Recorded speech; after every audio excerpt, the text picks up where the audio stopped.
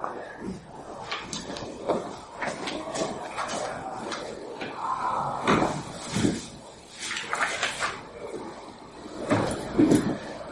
are at the 2014 KOTESOL-KAFLE International Conference, speaking with Joe Bale. Welcome, Joe. Welcome, thank you. Thank you for asking me. Is this your first time in Korea? It is my first time in Korea. I've been to Southeast Asia a few times. I've been to Bangkok and Kuala Lumpur, but I've never been to Seoul before. Korea in general. How's it compared to expectations?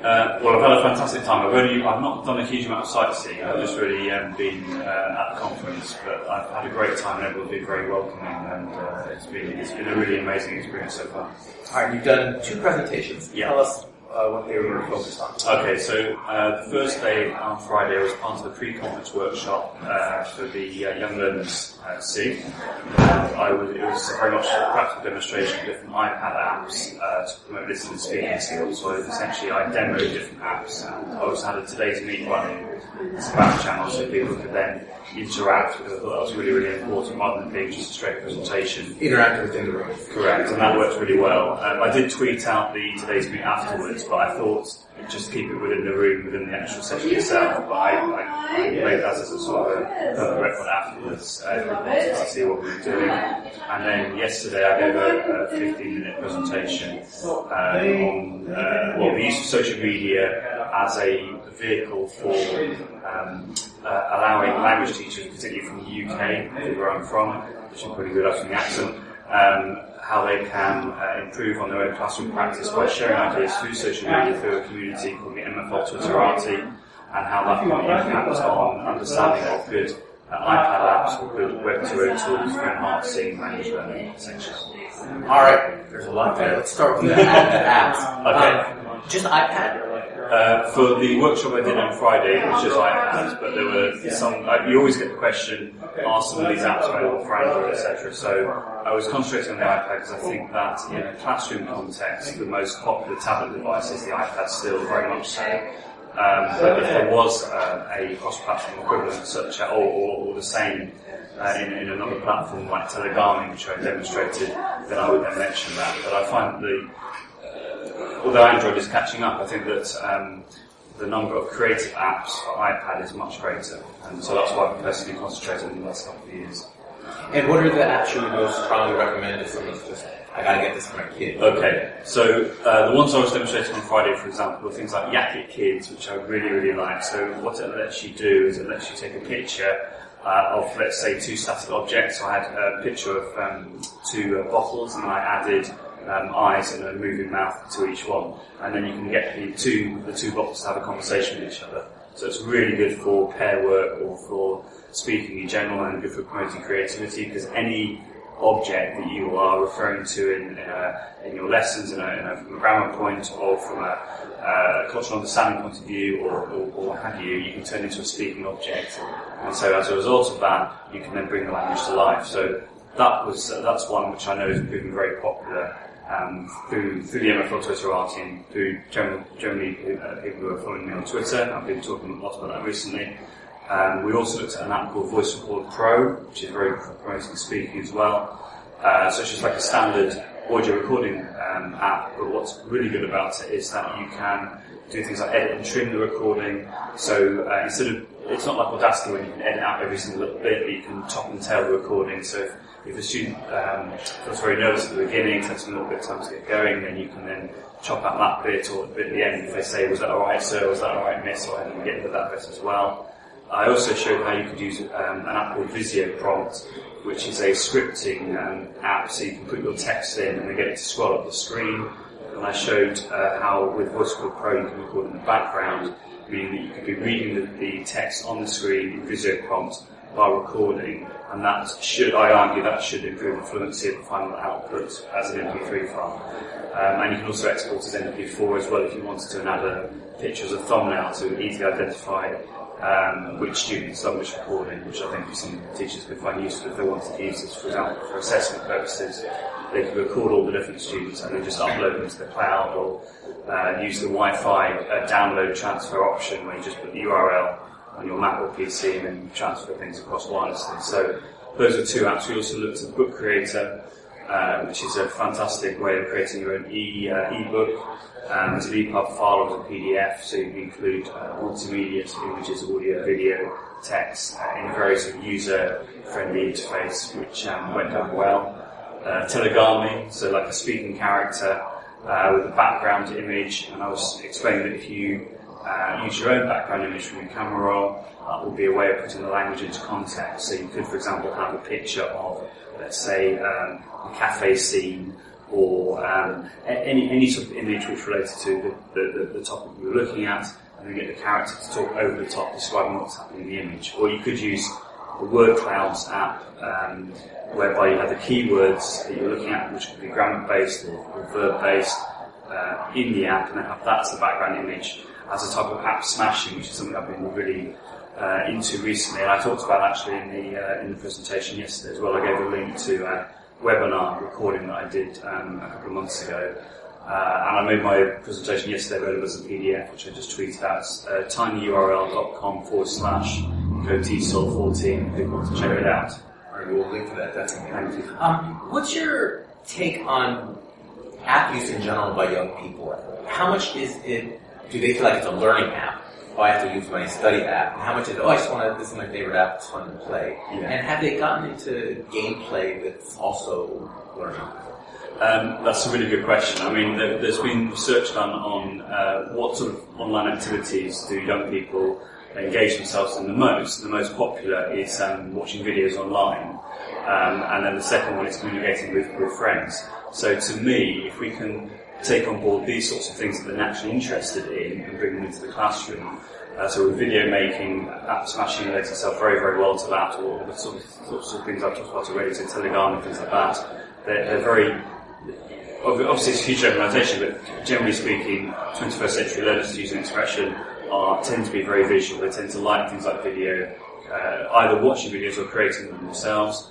The whole idea of creating content as a way of achieving high order thinking skills through boost taxonomy, getting ownership of their work through that. I think that the iPad in particular lends itself really, really well to that. Not to say you can't do that with other, using other devices, laptops, etc., but I think that the iPad allows for personalised learning really, really well. It facilitates that very, very well. The fact you can create content easily by images, by video, and what have you, and then mash it together into some multimedia outcomes learning artifact is wonderful. So I think it's very important to tap into what the children our young learners are into in general, and then try and incorporate that, but not making sort of like, I think the expression is a creepy tree house, which is trying to take a tool they normally use and then just make a much worse equivalent of it. But I just think we should try as much as possible tap into their enthusiasm. I mean, one of the delegates yesterday asked, how do you get going with this? How do you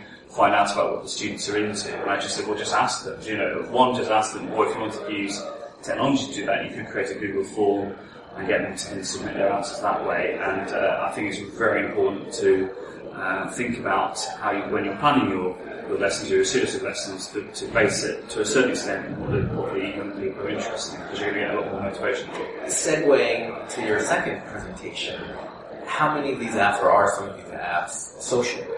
And are they engaging with other learners playing some similar game? A lot of the ones I was showing yesterday were not social in that sense. I think that there's a huge issue. I mean, I've been to a few talks at KOTESOL about sort of social media interaction. I went to a really good one yesterday that Anna from Russia was doing, but her students are university students, and I think that in a young learner's context, there are lots and lots of sort of privacy issues and things like that you have to look at. That is why I personally wouldn't recommend using a tool like Facebook with young learners. I would use something like Edmodo or something similar, like Shobi or something like that, to have that classroom interaction, concentrating on. I was talking about the idea of verbs and nouns from Mark Prensky. So in other words, the nouns are things like the apps and the tools which change all the time, and the verbs are what you're actually going to do with these to enhance learning and concentrating on pedagogy. And my argument was that through a social media community such as the Emma Filter-Zerati, you can discover what are the best tools in the apps for the job to concentrate on the learning. And I think that's one of the best ways of achieving that. So I think that having that interaction in a language context in particular is absolutely essential, but at the same time you have to ensure that the students are in a safe environment and you're very aware of these safety concerns and the children not revealing too many personal details about themselves. That's why I would suggest that Edmodo is a better tool for doing that, because it's private and you're achieving that sort of pedagogical aim by keeping the children as safe as possible at the same time. How old would you say is old enough to engage in like role-playing games? Because it seems to me that that's a great language opportunity as well. How old do you think is old enough to be social with that? So when you say social, do you mean fully public, or because that's the issue with young learners, I think. Well, at least interactive, interactive with someone who's not there. I think you could do that from almost any age, really, if it's a private context. So using, say, today's meet I was talking about, I was using on Friday, or using Edmodo, you can. There are lots of tools which allow you to facilitate synchronous or asynchronous communication. But you've always got to be careful of these safety issues, as I've said. So I think there's no problem about facilitating that sort of interaction. And there are also, in my opinion, there's no problem about publishing things online so that they're fully public, as long as, one, you have parental permission to do that. So if anyone publishes anything online, that you have permission from parents to allow that to happen. And secondly, that you have options such as making a link unlisted, maybe, so the only people that have access to that are people that have the link. And that's very easy, for example, in tools like Google Drive to make links unlisted, or to, if it's the case of having a blog, to have comments moderated, those sorts of things. So I think that we can take advantage of the power of using Web 2.0 tools and apps, but keeping the children as safe as possible. What's your take on virtual reality environments, things like Minecraft? Okay, well, as I'm sure you know, Minecraft was bought by Microsoft, was it last week or the week before, for X number of £1 billion. It's going to be very interesting to see how that changes. I believe there was a huge uproar around the world through young people by the fact it was being sold by a guy from Denmark, if I remember correctly, who's the creator of Minecraft. But I think Minecraft is very much an untapped source at the moment in education. I do know some people are using it. I saw an amazing presentation to do app smashing Minecraft from a African English educator from Ireland, Kieran Cormac, at a conference in February of this year, who was using, he teaches sort of kids with emotional behavioural difficulties, and what he was doing, he had a Minecraft Pocket version on his iPad, which he was mirroring using, I think, Reflector or some equivalent on his Mac, recording them moving around this environment that they had created themselves, and then turning that into a video, and then getting to record an audio narration over the top, and then dropping that into Book Creator, and then getting to describe the environment they had then created and walking through, which was a great idea. He also used it because he's teaching the younger ones, who are then primary age students going up to secondary, because they normally find that sort of transition very worrying. He got them to create a new school in Minecraft, so they knew exactly where all the classrooms were, where the toilets were, all those things, which would alleviate a lot of fears, which I thought was a genius idea.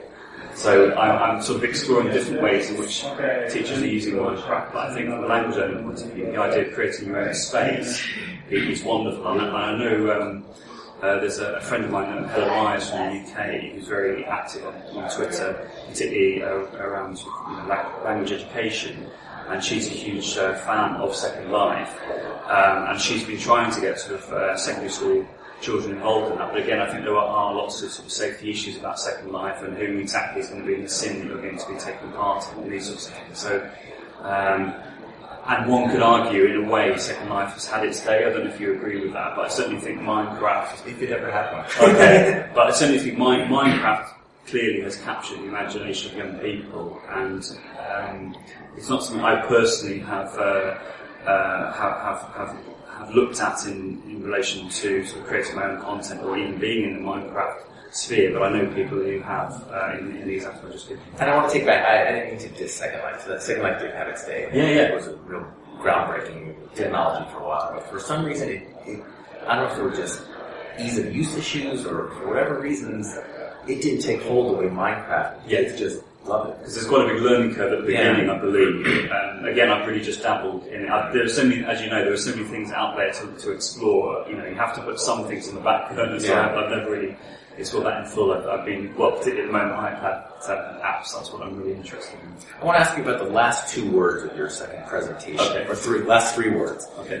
Combining hardware, software, and mobile technologies to support classroom interaction, participation, distance learning, and success. What really happens? Yeah. We're really happy to do it. Okay. What really happens? Okay, that's a great question. I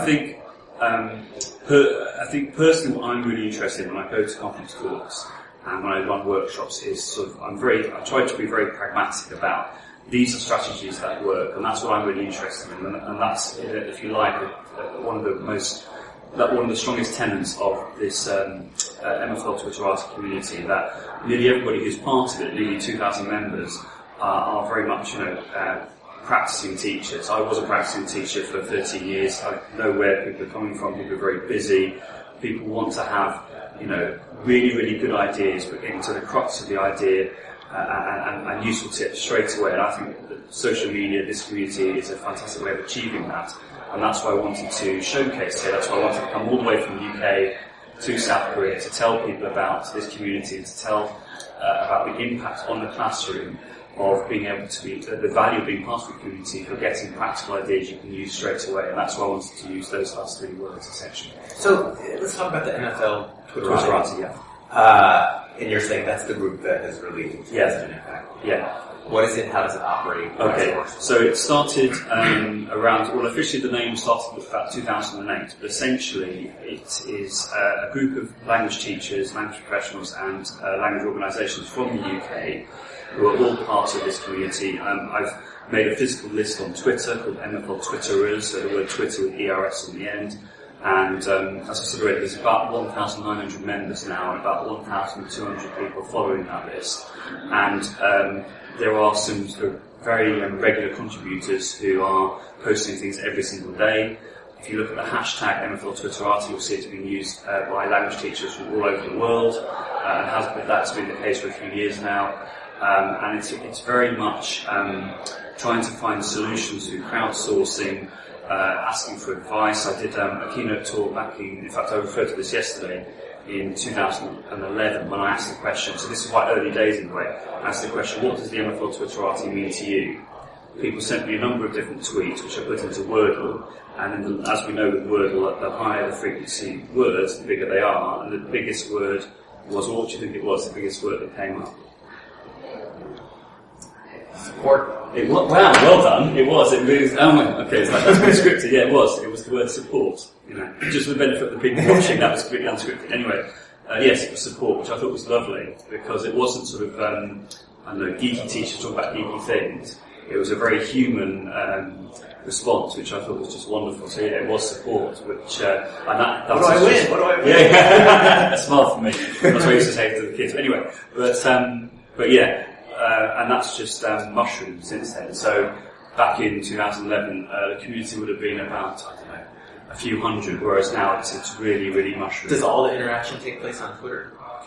Yes and no. I mean, the interaction, most of the interaction is taking place on Twitter, but at the same time, it's not just about that. It's also quite a few people have created blog posts or blogs as a result of being part of this community because they get so much out of it, and they know that they're publishing to a real audience straight away. That's the advantage of having a list. So as soon as you put a new person onto that list, you know that over 1,000 people interested in languages are going to be seeing those tweets from that person. So people have started up blogs as a result of being part of the community, but also we've had many face-to-face interactions. Again, I was talking about this yesterday, the idea of like a teach meet type model. Either people would create like a languages teach meet, or same sort of idea, languages show and tell, MFL show and tell, non-foreign languages show and tell, whereby people would meet up face to face for say half a day or a day, give short presentations, and connect with other people who are on Twitter who are like-minded. So very similar to the model back in Twitter started in 2007. So very much drawing on that tradition of the teach meet but just having a sort of a subject-specific spin in it, essentially. And I think we're leading the way in the whole world on this, to be honest. I'm aware of it, but I haven't really checked it out. Okay. So I want to get back to what really happens. Okay. Because as a teacher trainer myself, okay, I often show lots of different possibilities. You can do this and you can do that. And then a certain percentage try, the majority don't, and it doesn't always go the way either sort of hope. So what really happens when people try to use all of these? Well, what tends to happen is they will take on board an idea, or I've tweeted about, or other people have tweeted about within the community. They'll try things out. They'll either feedback afterwards on Twitter, or people ask them how it went.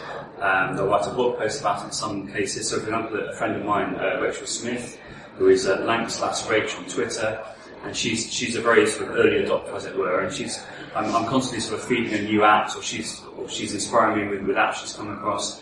And I'll say something along the lines of, I don't suppose you could write a blog post about this. So, for example, there's an app called Plickers, which has just come out. Which is sort of like it's very good for if you have one iPad in the classroom. You have a bit like QR codes. You have the children with their own piece of paper with a symbol on it, and depending on how they hold it up, it'll give A, B, C, or D possible responses. So you scan with the app, but you only need the one device in the classroom. I think it's only iOS at the moment, but then the children just hold up their placards, as it were. You scan it, and that will then indicate if they've said A, B, C, D, or E for the question. So the fact that Rachel is willing to write a blog post about it, or she's done things with sort of app smashing, she's been very inspired by sort of things I've been saying about that, and trying augmented reality, and just I just really encourage you to follow her on Twitter and look at her blog, and you can see the sorts of very practical ideas that she's trying out in the classroom. That's one of the great things about blogging, isn't it? Back from when people first started doing this and sharing their ideas and breaking down the walls of the classroom and all these, cliches, I suppose, now you can describe them as, but it's really, really true. So I think, even though I'm interested in research and talking about sort of the verbs and nouns from Prensky and the Samo model, and what I really care about is sort of practical classroom strategies with technology and finding solutions and finding things that do work. And then, because I'm not in the classroom now, I don't have the opportunity of teaching in front of a group of students and testing some of these ideas, and so I encourage people who are part of this community or other people from around the world who follow me on Twitter to try things out and see how they work. And because you get a gut feeling about something that should work, but unless you have a group of students in front of you, you can't actually test it out and find all the pitfalls and things like if you're logged in to a certain service, let's say, and you've got 30 people logged in at the same time, sometimes with certain services that has issues and shuts people out and that sort of thing, which you would never know unless you actually tried it out in the classroom. So it's a sounding board in a way for me, as well as a very useful resource for everybody, and it is very much a community that everybody has their own voice, and it doesn't matter if you're not as techie as somebody else, because everyone is willing to help, and it's a very friendly and positive community, which is great. Well, it's going to be a very long list of links associated with this video, but I'm really looking forward to checking a lot of it out. Anything else that should be on that list? Any publications or in relation to sort of stuff I've done, just Google Joe Dell and you'll find lots of things. I do have a blog, which is joedell.typepad.com, but I haven't, I've been so busy I've not had time to update it for over a year now, which is a bit embarrassing, but just follow me on Twitter, and I'm more than happy to help anybody that's interested in finding out more and sending links, etc., or clarifying anything that I've said. Well, Joe, after years of being virtually connected, it's been a pleasure to face to face. Ditto, it's been an absolute pleasure. Thank you. That was great. Okay. Thank you. And so your presentation PDF is available? Yeah. So I just tweeted it yesterday with the hashtag KOTESOL.